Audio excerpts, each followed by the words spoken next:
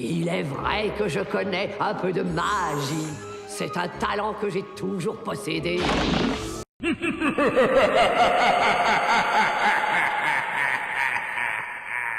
Alors, on demande un challenge sur le pot de restriction, donc on va jouer le pot de restriction. Ouais. Ouais, on est surpris. Hein.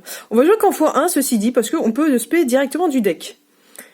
Alors, ces effets, pour ceux qui ne connaissent pas, vous avez le choix. Alors, c'est un monstre flip. Donc quand il est flip, on peut soit piocher 2 cartes, soit renvoyer toutes les cartes magie piège sur le terrain à la main, soit détruire tous les monstres contrôlés par l'adversaire, soit regarder la main de l'adversaire et en mélanger une carte de sa main dans le deck.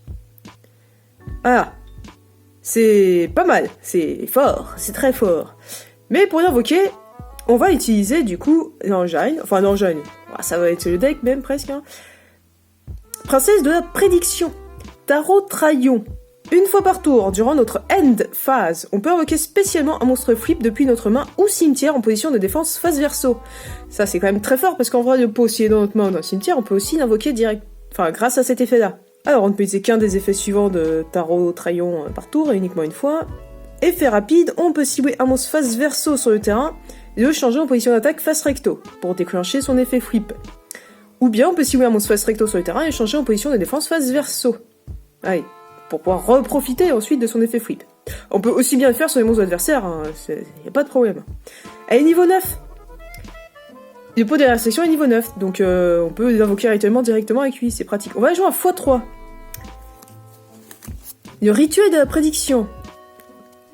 On va jouer un x2, plus parce qu'on en a besoin pour une autre carte que parce qu'il est trop fort. Donc on doit aussi sacrifier des monstres, enfin voilà. Le niveau total est égal à minimum 9, normal. Son autre effet dans le cimetière est pas mal, durant la main phase, sauf le tour où il a été envoyé au cimetière, donc en gros durant notre deuxième tour, hein, on peut bannir cette carte pour ajouter un monstre princesse de la prédiction depuis deck à la main. Voilà, x2. Et nous allons jouer pré-préparation des rites, ça c'est vraiment la meilleure carte, quand on commence avec on est trop content. Parce qu'on va ajouter une magie rituelle depuis notre deck à notre main, et un monstre rituel depuis le deck ou le cimetière, dont le nom est mentionné sur la magie rituelle. Donc on va ajouter, évidemment, cette carte, ce sera la seule carte qu'on pourra ajouter. Et le nom rituel, c'est Tarot Traillon Princesse de la Prédiction. Donc on ajoutera l'autre monstre qu'on vient de montrer. On va jouer en x3. Ça c'est une carte un petit peu nouvelle. Alors, Tarot Traillonition, ouais, voilà. Le nom à chier. Princesse de la Prédiction. Alors, on peut l'invoquer rituellement, mais on peut également l'invoquer spécialement avec l'effet de notre autre rituel, parce que c'est un monstre flip celui-là. Et oui, et c'est précisé dans son texte qu'on peut, hein, sinon on pourrait pas. Alors, le texte, il y en a tellement que c'est tout petit. En effet rapide, on peut activer un de ces effets, donc on peut le faire une fois par tour. Retourner un nombre de notre choix de monstres face verso qu'on contrôle en position de défense face recto, ou retourner un nombre de notre choix de monstres face recto qu'on contrôle en position de défense face verso. C'est plus ou moins le même effet que l'autre, mais là c'est qu'avec des monstres à nous, mais par contre on peut faire tout notre board, donc c'est super fort. Et son effet flip à elle, c'est qu'on peut invoquer spécialement un monstre flip depuis notre deck en position de défense face verso. Super fort. Donc on peut directement invoquer le pot depuis le deck grâce à ça. On va jouer qu'en x2. Et ce rituel-là est plus fort que l'autre, le rituel des enfers de la prédiction, je vais jouer en x3. Donc ça nous permet d'invoquer les deux rituels. Et ça nous permet d'invoquer depuis la main ou le cimetière.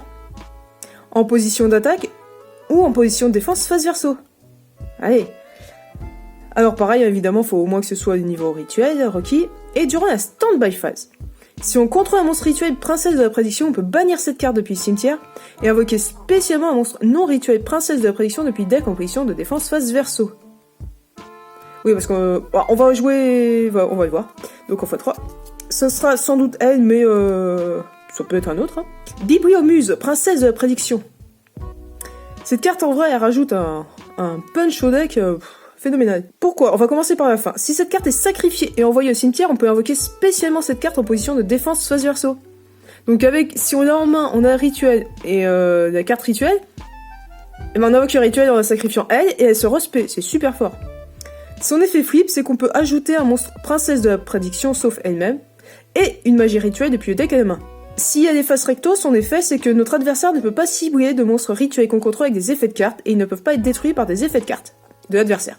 Donc c'est pas mal parce que mine de rien, en fait, notre grand problème avec ce deck, c'est pas du tout notre puissance offensive, hein. On en a même trop. C'est notre protection. Le Manjou des 10 000 mains. Lorsque cette carte est invoquée, alors invoquée normalement ou par flip, donc c'est pratique quand même, on peut ajouter un monstre rituel ou une carte magie rituelle depuis le deck. On va donc jouer en x3. Ce sera notre seule norme avec cette carte, donc faut en profiter, hein, ça évite de briques, parce qu'on joue quand même beaucoup de monstres niveau 9, hein, donc si on n'a pas de chance, ça pique. Esprit du vent d'automne. Si cette carte est invoquée normalement, on peut ajouter un monstre flip depuis notre deck à notre main. C'est pas mal, on va la jouer ceci dit qu'en x2, ça permet pas d'ajouter rituel. Cette carte, vous pouvez l'échanger justement par une carte de protection, parce que par exemple un Raigeki ça nous fait mal. Mais elle est quand même très bien. Terreur de la cité cachée. Votre adversaire ne peut pas cibler des monstres en position de défense face verso qu'on contrôle avec des effets de cartes. Donc déjà ça fait quand même une protection. Après un Raigeki a plus personne. Mais les monstres qu'on contrôle qui ont été retournés face recto tant que cette carte était face recto sur le terrain gagnent 1500 d'attaque défense. Allez, toujours plus Yu-Gi-Oh! L'excès. Bref. Et si cette carte dans zone magie piège est détruite par un effet de carte de l'adversaire, on peut cibler un monstre dans notre cimetière et invoquer spécialement en position de défense face verso. Donc en vrai, bon, cette carte elle reste quand même très bien. Moi j'ai joué même en x2. Mais c'est pas elle qui nous fait démarrer, hein, mais... De toute façon, toutes ces cartes qui nous font démarrer le deck ont déjà été présentées. Donc tout le reste après, vous pouvez changer si vous aimez pas du tout. Ange Tindangle. Effet flip, on peut invoquer spécialement un monstre flip, sauf lui-même, depuis main ou cimetière en position de défense face verso, puis si c'est la bataille face de l'adversaire, on termine la bataille. C'est pas mal. On va donc jouer en x2. Ça fait du reborn, ça met fin à la battle, c'est bien. Animal féerique Belle. Effet flip, on peut invoquer spécialement un monstre depuis notre main. Ouais, j'aime bien. Et durant le tour de chaque joueur, lorsque notre adversaire active une carte magie normale ou piège normal, donc ça peut très bien justement être les fameux Raigeki dont on avait plus peur avec ce deck, presque. Donc s'il active ça, on peut sacrifier un autre monstre. L'effet activé devient changer un monstre face recto contrôlé par votre adversaire en position de défense face verso. Donc ça c'est l'effet pour l'adversaire, donc c'est-à-dire que nous on a Belle par exemple, on sacrifie un autre monstre pour activer son effet, et le Raigeki de l'adversaire devient en gros de changer Belle en défense face verso. Tac. En gros. Je joue donc en x1 quand même. Elle peut être très intéressante. Alors j'ai décidé d'y mettre un petit engine crawler. Déjà cette carte est pas mal parce qu'en fait elle va nous envoyer des cartes au cimetière. Après si on n'a pas de chance, on n'envoie que des magies et c'est triste, mais bon. Donc survivant de l'héritage du monde. On dévoile les 5 cartes du dessus de notre deck et si on le fait on ajoute un monstre crawler ou une carte héritage du monde dévoilée à notre main. Et on envoie les cartes restantes au cimetière. Sinon on mélange tout dans le deck. Le reste de ce tour après la résolution de cette carte, on ne peut pas invoquer spécialement sauf de monstres liens. Depuis l'extra deck.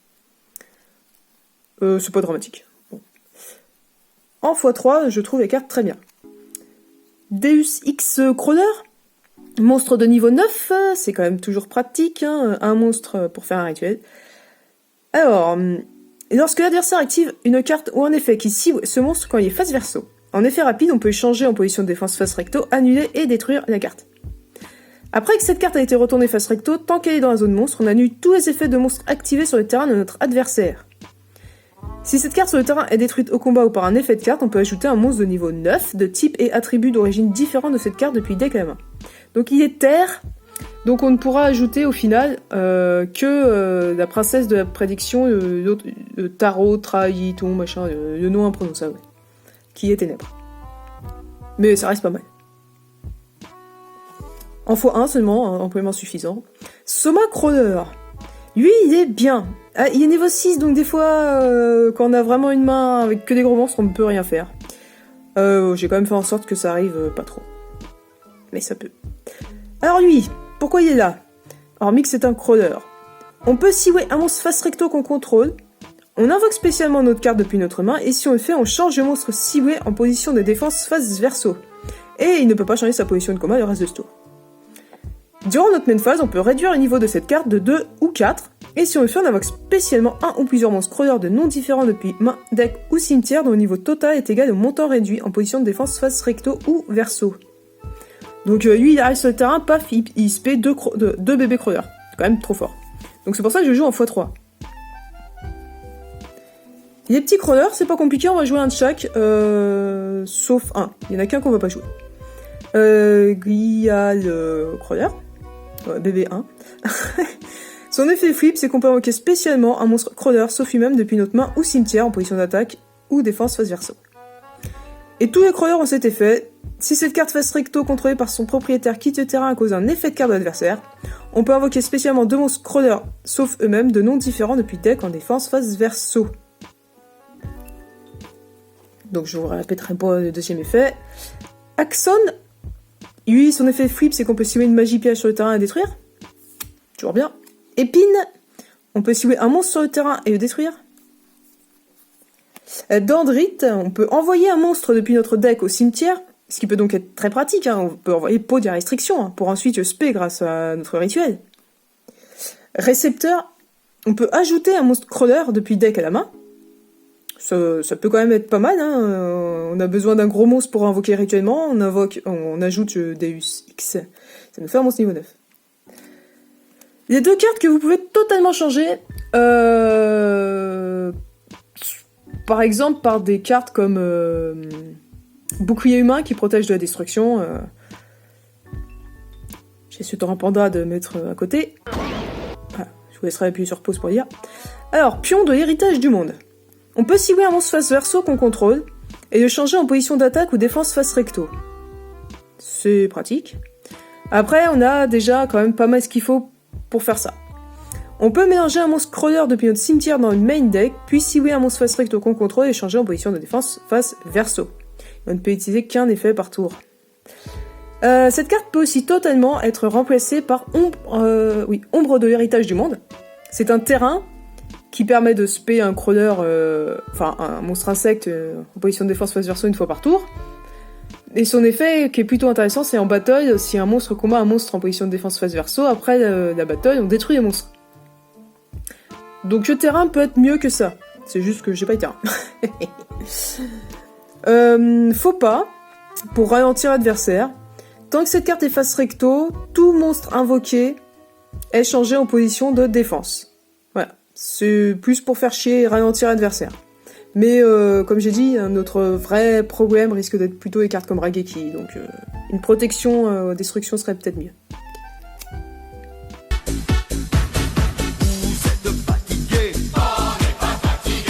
Alors, l'extra deck sans être totalement optionnel, c'est pas lui qui vous fait gagner le deck.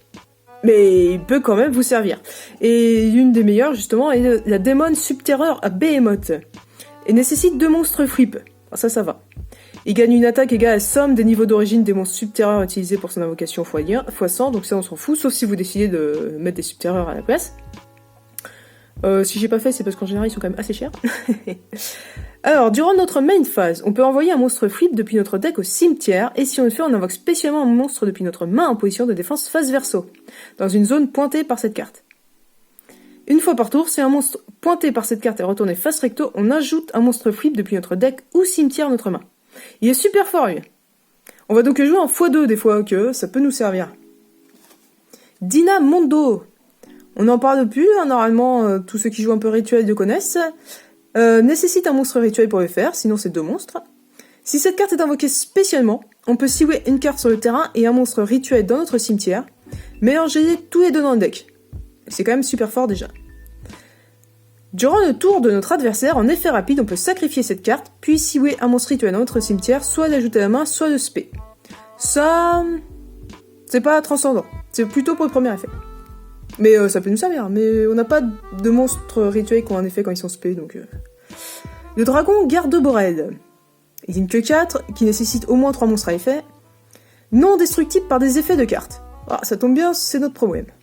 Une fois par tour, on peut envoyer une carte depuis notre zone magie-piège au cimetière et invoquer spécialement depuis un des cimetières sur notre terrain un monstre qui a été détruit et y a été envoyé ce tour mais annuler ses effets. Ça c'est optionnel, mais bon. Une fois par tour, en effet rapide, on peut cibler un monstre sur le terrain et le changer en position de défense face recto. Eh oui. Pour ceux qui ne connaissent pas, c'est un très bon monstre pour les decks flip, justement, parce qu'il permet de flip soi-même ses monstres. Après, on a déjà ce qu'il faut, donc c'est optionnel, mais bon. Il est pas mal parce qu'il est pas destructible par effet, quand même. Licorne, qui peut être pratique, Link 3 avec au moins 2 monstres de noms différents. Si cette carte est invoquée par lien, on peut défausser une carte, puis si vous avez une carte sur le terrain, la mélanger dans le deck. Voilà. Elle a d'autres effets qui en général on ne peut pas faire, mais... Quaillarch X Crowder. 2 monstres Crowder. Si cette carte face recto est détruite au combat ou quitte le terrain à cause d'un effet de carte de l'adversaire, tant que son propriétaire la contrôle, on peut cibler 2 monstres Crowder de noms différents dans notre cimetière et les invoquer spécialement en position de défense face verso. Bon, ces effets sont pas ouf. Ça, il est là au cas où. Parce que selon le nombre de crawlers, ils gagnent des effets. S'il y en a 2 et plus, tous les monstres qu'on contrôle gagnent 300 attaques défense. 4 et plus, les cartes et effets de l'adversaire ne peuvent pas être activés durant la battle. 6 et plus, ce qui n'arrivera strictement jamais, nos monstres peuvent attaquer directement. Voilà. Bon. Le Missus Radiant. 2 monstres terre. Ça tombe bien, on en joue beaucoup. Tous les monstres terre sur le terrain gagnent 500 attaques défense. Et tous les monstres vent perdent 400 attaques défense. Si cette carte est détruite, on peut cibler un monstre terre dans notre cimetière et l'ajouter à notre main. Il est pas mal, ça peut servir, on sait jamais.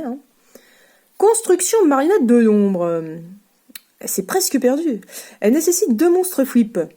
Durant la main phase, on peut invoquer par fusion un monstre fusion marionnette de l'ombre depuis notre extra deck en utilisant des monstres depuis notre main ou terrain comme matériel.